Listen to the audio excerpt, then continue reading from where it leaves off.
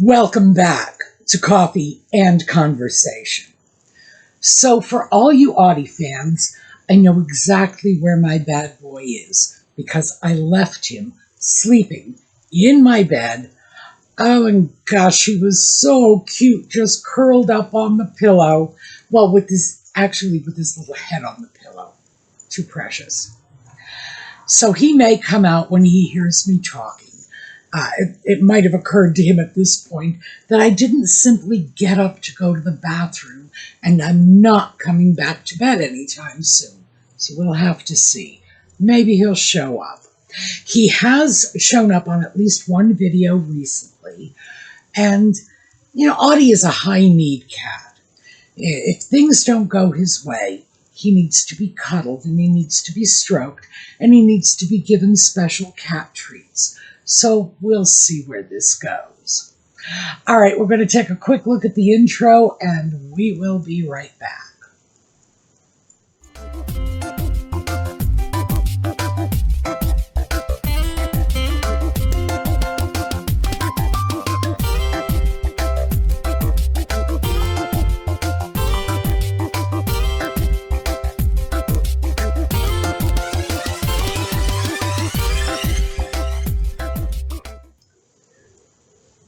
So, I mentioned that I left Audie in bed. I decided to do something new today. Ordinarily, I film these videos the day before they air because they air early in the morning. But I'm not doing that. I actually just got up out of bed at 4 in the morning and said, I'm going to do the video same day. Mostly because of the 4 in the morning part. It has gotten so noisy here. And I am in a very, very rural area. We got an alfalfa farm 2 doors down from me, run by Mennonites. So that tells you how rural it is here. And you would think rural would be quiet.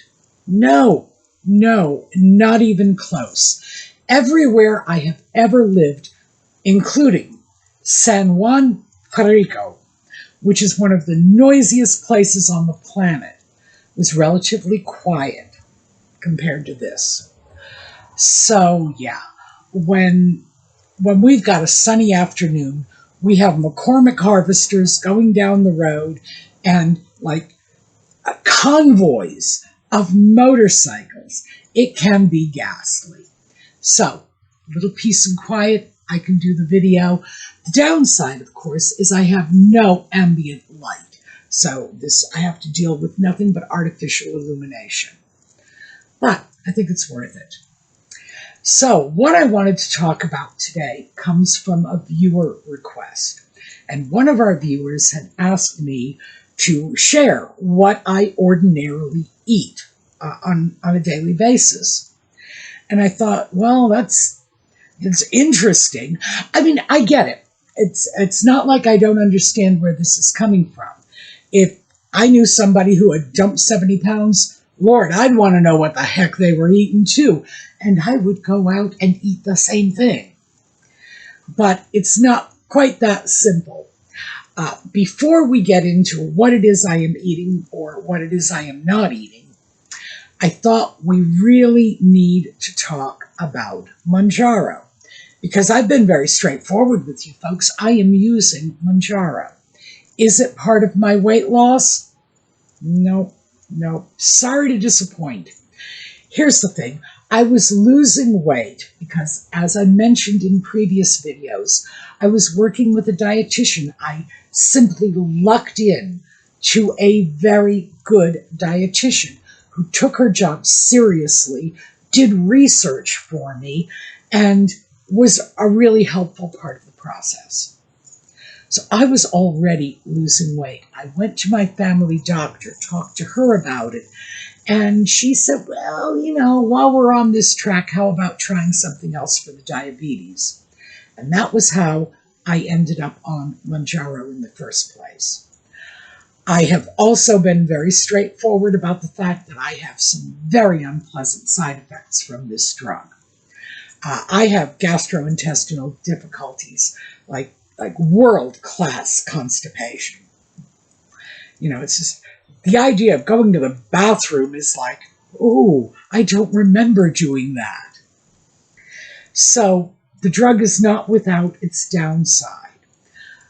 Right now, I have 4 different prescriptions on file with my pharmacy because it is becoming so prevalent in just weight loss. So people who are not diabetic, and keep in mind, this drug was designed to treat diabetes. People who are not diabetic are flooding the pharmacies with their little prescriptions. It's like, ooh, give me the weight loss drug. So when I go in to fill my prescription, they're empty. And that's why I have 4 prescriptions. It's in 4 different strengths, on the theory that if they run out of the dosage that I normally take, maybe they'll have another dosage available. That doesn't always work out. And in fact, I have been taking the drug sort of off book for quite a while. I do not always get the prescription that my doctor wants me to take. Now, it's a prescription med, so I can't get a different dosage without my doctor approving this in advance. But sometimes I will have to get a different dosage. Other times, it's just not available, so I don't get it at all. The longest I have been off the med was a period of about 8 weeks. And that was when I went in for my knee replacement surgery, when they wanted me off the drug for the surgery. And when I went back to resume taking the drug, it wasn't available because, again, handed out like candy for weight loss. So I was off for a good 2 months. And I was still losing weight. So, do I attribute the weight loss to Mounjaro? No, honestly, I don't.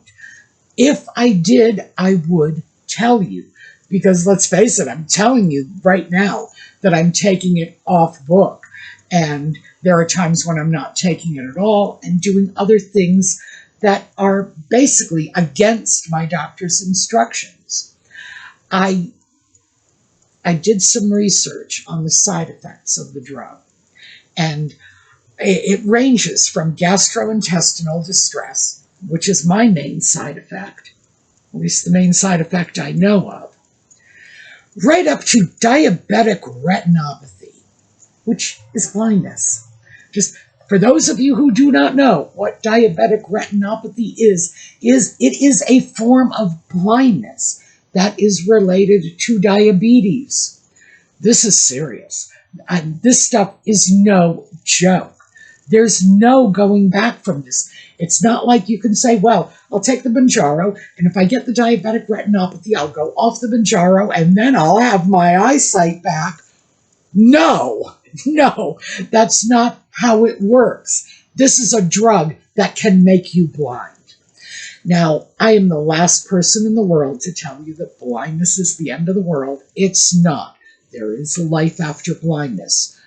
But trust me, you don't want to do this to yourself. You just don't. So I am looking to get off the drug. Not because I'm particularly concerned that somehow it's going to make me more blind than I already am. Although, yeah, maybe it would. But one of the other side effects, and this is information that is just coming out now, is linking this whole drug family, Mounjaro, Ozempic, and the other related drugs, to loss of bone density. Now, those studies are not, all the studies are not in. And the studies I've read are not as persuasive as I would like for me to say, oh yeah, don't do this, or you will end up with osteoporosis. But the early results are giving me pause. So, I'm not a doctor. This is not medical advice. Just consider this advice from a friend who wishes you well. If you're thinking, I'm going to go get Mounjaro and I'm going to lose a whole bunch of weight, talk to your doctor. But don't do it lightly or casually. One of our other viewers, not the person who asked me about what I'm eating, but another one of our viewers, has mentioned that her doctor has put her on Ozempic and she is having dreadful gastrointestinal problems. So yeah, this is not isolated. This is not sort of minor side effects that people shouldn't be too worried about. So I really feel it's necessary to throw this out there because the pharmaceutical companies are going to tell you, oh, this is a miracle cure. Well, there's no such thing as a free lunch. And the fact of the matter is, if you get involved with these drugs, you are running some pretty high risks. And remember, for many people using these as weight loss drugs, they were designed for people with diabetes, a condition these other folks do not have. And I don't know what to tell you. Just don't check your brain at the door. Think about what you do before you do it. But what I can say for myself is I was losing weight before I went on Mounjaro. I continued to lose weight when I was off Mounjaro, and my plan is to get off the drug completely. That's my goal. Mostly because of the osteoporosis studies, because they are scaring me. I should be scared of the diabetic retinopathy, but frankly, I'm not, because, it takes brains to know when to be scared, and I'm afraid I can be very stupid on that issue. But yeah, my plan is to get off. Do I consider this a factor in my weight loss? Possibly. But do I consider it responsible for it? Absolutely not. How could it be if the weight loss started before I was on the drug and continued when I went off the drug? So just keep that all in mind. And again, if I thought the drug was a significant factor in my weight loss, I swear I would tell you. So, now that we've gotten the Mounjaro disclaimer out of the way, what is it I did in order to dump the weight? And now we're going to talk some specifics. I started using an app called MyFitnessPal. You don't need to use it on your phone. You can just go online on your laptop or iPad or whatever and open an account. It is free. And it logs your food day after day. By the way, the app is fabulous. It really is. And I have had a link to this app in the video notes for these videos for months now, hoping that some of you folks would check it out. It does a couple of things for you. First of all, it makes you aware of what it is you are consuming, assuming you are honest and log your food as you should. But since the app is only for you, there's no reason not to. It's your tool. You're getting the benefit. You're not sharing it with anyone. So if you decide you're going to sneak an extra cupcake, nobody knows but you. Just, if you want to use it, be honest. It will help. It will help you watch what you're eating. It will help you be aware of what you're eating.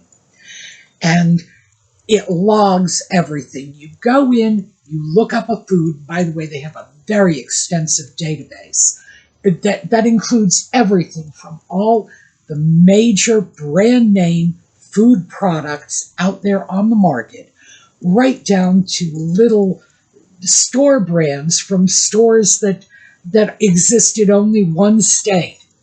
And as you log your food, and you go in and say, oh, I went to Giant. That's my local grocery store, by the way. Relatively small. It's not a national chain.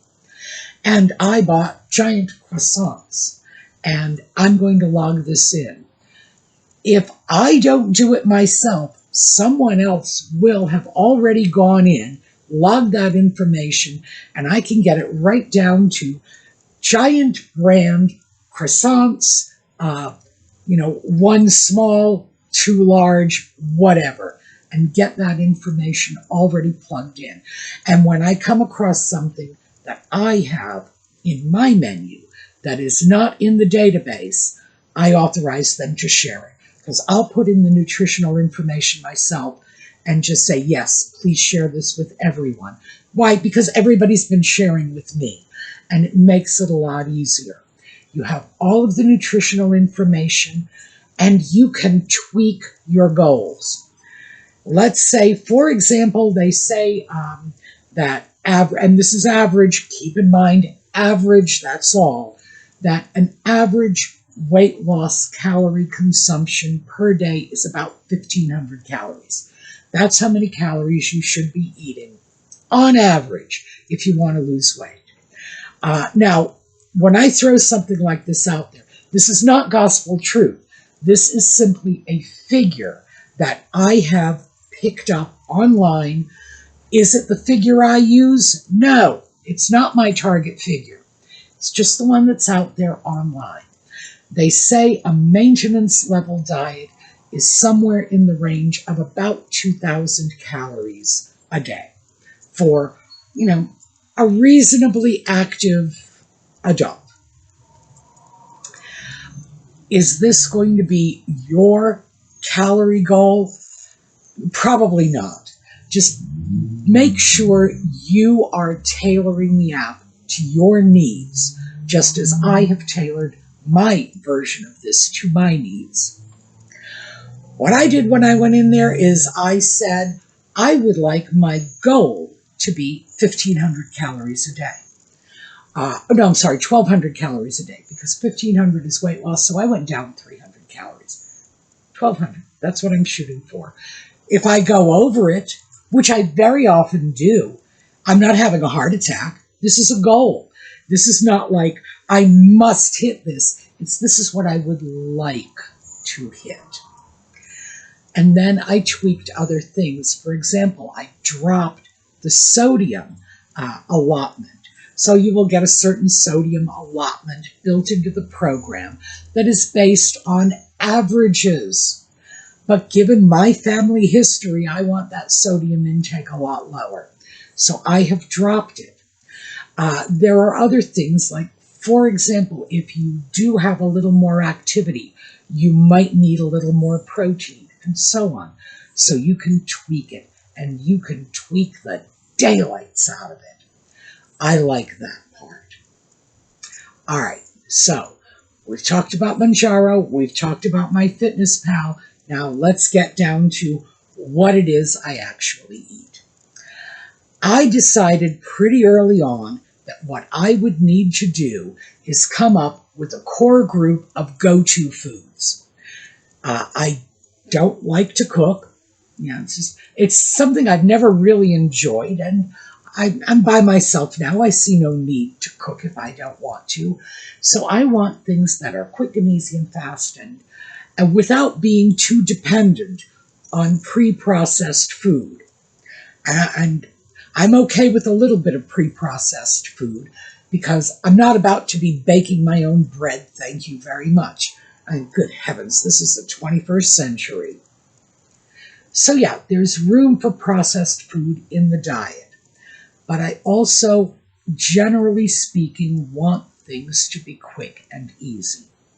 So I broke my go-to foods up. There are, by the way, 6 of them. I broke them up into 3 little categories. And I started off with my proteins. I like fish. By the way, your diet should consist of what you like, because I won't eat things I don't like. I will not make myself miserable. I will not deprive myself. I will not do anything that is going to make me unhappy. So if I'm on a diet that is making me unhappy, I know I'm not going to lose weight because I'm not going to stay on the diet. It's just that simple. I like fish. So I can take this first category, 2 items in it. One is fish.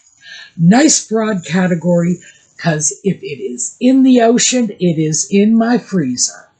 I like all kinds of fish and seafood, and I can easily shift from one to another depending on what's on sale at the grocery store, my moods, my whims, whatever. I am aware of the fact that fish can be high in sodium too, which is one of the reasons I try to keep that sodium down just a little more than the accepted, standard sodium allotment. Try to get it down just a little, knowing that in some ways I am going up. For someone else, they might look at that protein category and say, but wait, I do not like fish, or I like salmon, but I'm not going to eat cod or flounder. Might be very specific. It might consist of 2 or 3 kinds of fish at most. It might consist of 0 fish, and it might be beef and chicken. So tailor this to your own needs. For me, beef and chicken are not anywhere on my list at all. I'm not much of a meat eater. It's not that I won't eat meat, but it's just definitely not my go-to. The other item in my protein category is eggs, because I like eggs. So I will go out and get maybe 2 dozen eggs a week. One of them, 1 whole dozen, ends up going into a pot of boiling water, comes out boiled, goes back into the egg carton, goes into the fridge. And those hard-boiled eggs, a hard-boiled egg chopped up with a little Miracle Whip is egg salad. A hard-boiled egg chopped up and thrown on a salad with some veggies. Oh yeah, that's protein with my salad. So those are the 2 items in my protein category. And keep in mind, fish is a very broad category. For someone else, it might be vegetable products. It might be tofu, edamame. There are a lot of high-protein vegetables out there. And anybody can come up with something that will meet their need for protein and suit their tastes. So, as I say, this is just my categories. Yours could be very, very different. You could love beef, and you could just be looking at that fish category saying, oh yeah, no, you feed that to my corpse, thank you very much. I'm going to go get some beef. Fantastic. As long as your go-to category is not, McDonald's or Burger King, you're going to be fine. The next category is my fruits and veggies. And right now, because it is summer, my veggies category is salad vegetables. Yeah, lettuce is not on my list, by the way. Lettuce is empty calories, and I'd rather get a little nutrition.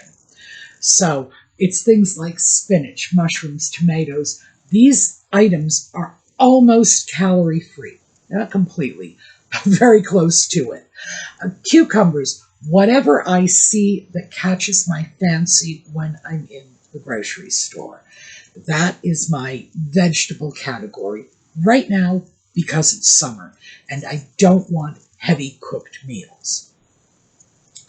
The other item in my fruits and veggies category is fruit, and I do like fruit.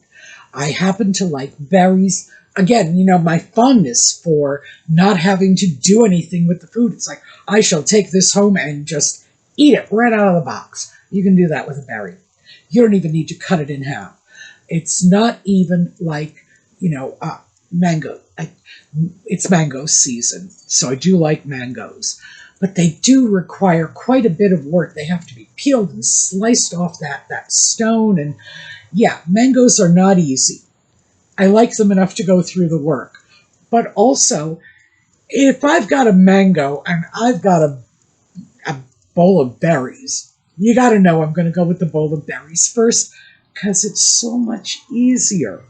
Also, berries are good for me because I am diabetic. So, that's my fruit and veggies section. The other little section, and as I mentioned before, I had 6 things in my little categories. And this is my sort of backup protein category. I have trouble keeping my protein levels up. Why? Because I'm dependent on fish and eggs for protein. And Although fish and eggs are both good sources of protein, they are not the best sources of protein. And they are not going to come anywhere near getting me up to my target protein level, which is around 90 grams a day. So I got to eat an awful lot of eggs to get to 90 grams of protein. I've got to eat an awful lot of fish. If I went over to chicken or turkey, I could get that protein more easily. But again, I'm not much of a meat eater, and I don't really care that much for chicken or turkey. I don't dislike it. It's just not going to be one of my go-to foods. I'm not going to go out of my way to go for that. So then there's my protein supplements. Yogurt. I have a particular brand of Greek yogurt. This is not sponsored, by the way. And it is Dannon coconut flavored Greek, I think it's called Light and Fit yogurt. And it has a good protein level in it, very few calories, no fat, whatever. So I grab a little carton of that, and I can throw berries in it. Remember, the berries have to play into this, because it's amazing how little you will miss of cakes and cookies and snacks if you've got a bowl of berries in your lap.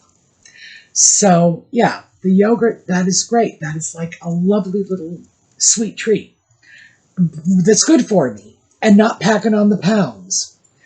And the other is protein drinks.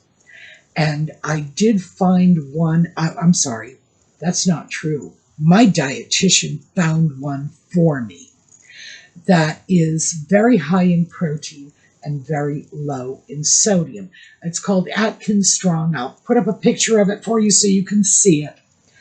And that's what I go to when I haven't gotten my protein levels up as high as I should. And if I find myself sort of picky hungry, especially at the end of the day, I think, oh, I'm hungry, I should eat something. Well, I'm probably not really hungry. It's probably just gotten to the end of the day and I'm bored, because I eat out of boredom. And I'm thinking, oh, I want to go eat something. I don't really. But again, I won't make myself miserable. And if I start to have that thought that I need to go eat something, I'll go grab a protein drink.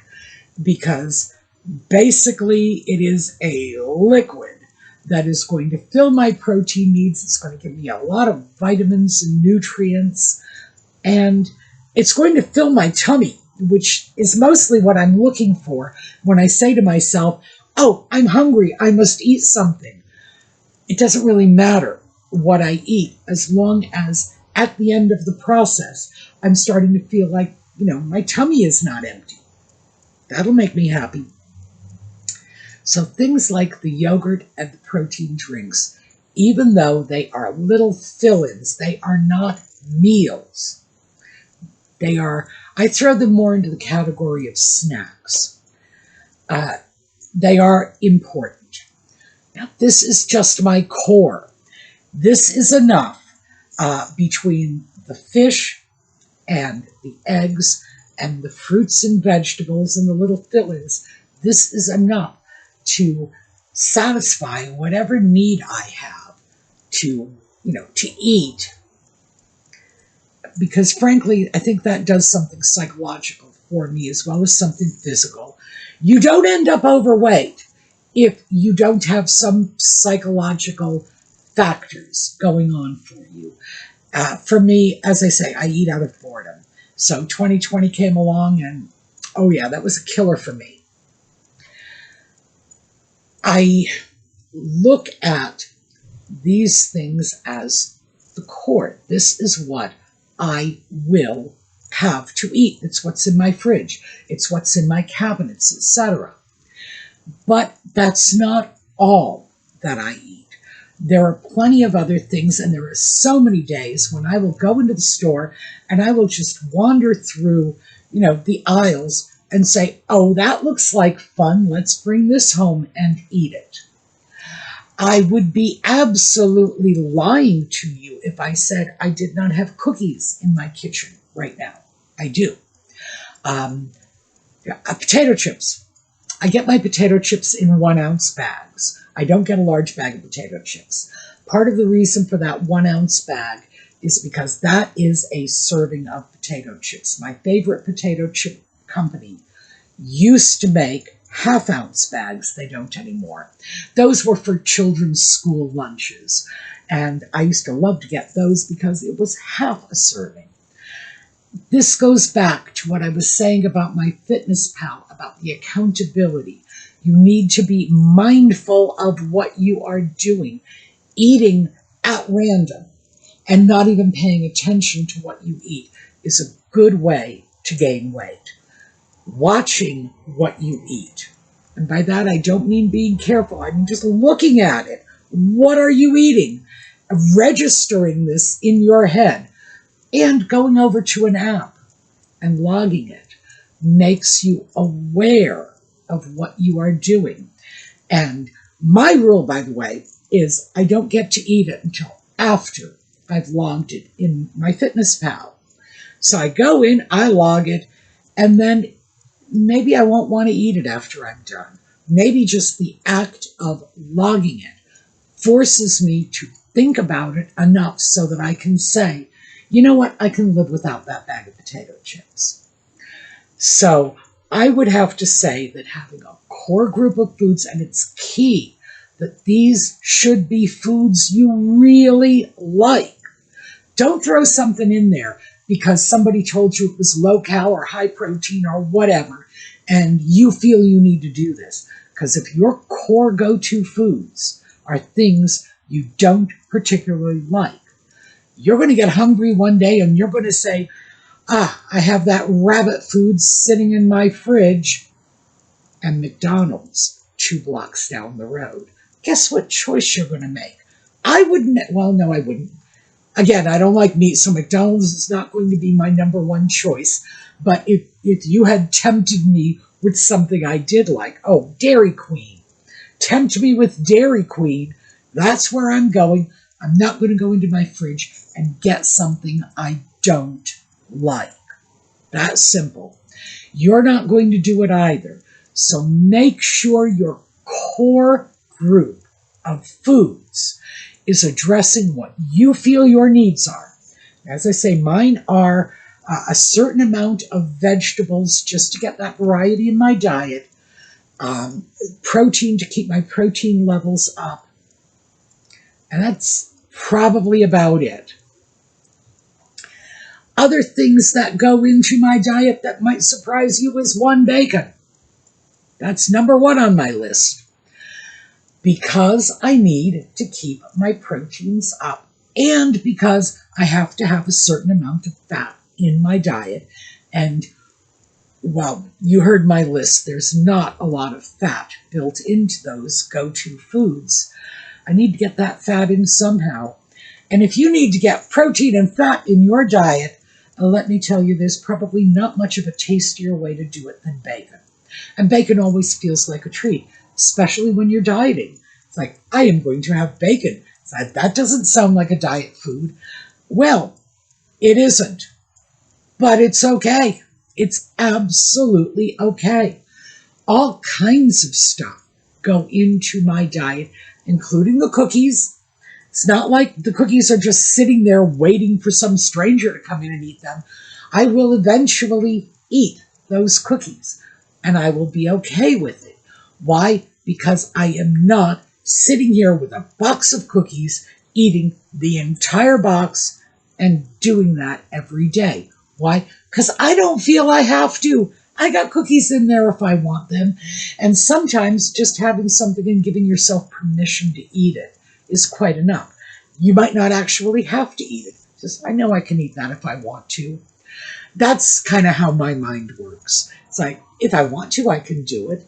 I don't like people telling me what to do. I don't like people controlling me and limiting my actions. And, oh yeah, boy, probably that is like way too much information. A lot more self-disclosure than any of you needed, but that is one of the fundamental pillars of my personality. I don't like other people telling me what to do. Those are my cookies. I get to eat them if I want to. Nobody is restricting me. So yeah, sometimes that is absolutely enough. I don't need to eat them. I just need to know I can. I just need to know they're there. And maybe I'll eat one tomorrow. And maybe I won't. So it's very empowering. So I would say that is how I do it. Am I balking at pulling other things into this? No, absolutely not. I pull other items into my diet all the time. But what I gave you, those 6 items, that's the core. And that's the core at this moment. Because I am the kind of person who can pretty much eat the same thing every day for months on end. But then when I get sick of it, I'll move over to something else and I will have different food items as my little core group. I find that works for me. Other things might work for you. So don't feel like somehow this is carved in stone and the only way to do it. This is just how I'm doing it. It is working. And there's no question about that. Well, like I say, you can see for yourself. I'm in front of a camera 4 days a week. You know what's going on. Is it working? Yes, absolutely. Is it going to work for you? I cannot possibly say. Maybe, maybe not. Maybe, it won't work if you don't like fish. It won't work if you don't like eggs. It won't work if you don't like salad greens. You could be somebody who really needs to have, those cooked vegetables on your plate. Like those of us who were born in the mid-century, we grew up with that. Some people really need, their beef and their peas and their mashed potatoes on their plate to feel like they're having dinner. And if you are one of those people, then you need to find a way to put those items into your core go-to group. Because if you're not eating the things you like, you will go to McDonald's. No 2 ways around it. You will be picking up the phone and you will be ordering in a pizza. It's just that simple. So, takeaways. 1, stock your little core go-to items. These are the things that are always going to be in your fridge, in your cabinet, what you can go to anytime you are feeling you need to eat something. They will be there for you. So stock them with things you like. Try to make sure it's low-calorie things that are good for you. I tweaked my list a lot before I came up with this, making substitutions, looking at things, the protein drinks in particular. I actually charged my dietitian with going off finding me a better protein drink. I looked for months to find a good salad dressing, low in sodium. Check salad dressing sometime. They are just jam-packed with sodium. Low sodium, Bolthouse Farm, avocado, green goddess, and honey mustard are both low in sodium. Just saying. And they're very low in calories as well. So I tweaked this. When I look back through my FitnessPal and I look back through my list of foods, I can see the things I was eating a year ago listed in there and thinking, well, that's not on my list anymore. That's no longer one of my go-tos. So I can see where I've made changes over time. So hopefully this information will be enough to get you started, get that core group of foods together, and then pull in things as you need them. Oh, one more thing. I would say this, I am a firm believer in feed your cravings. If you get a craving for something totally off the wall, don't be afraid to indulge it. 9 times out of 10, you're going to find that's your body's way of telling you you need something in that food group. And this is not just my half-baked opinion. They've done studies that show this, that our cravings are very often based on deficiencies in our diet.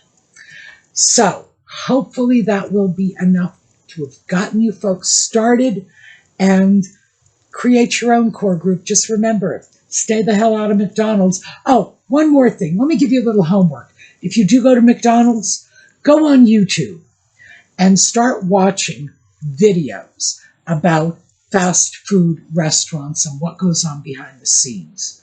You will never go into a McDonald's again as long as you live, I promise you. All right, we're going to take a look at a slideshow on the way out.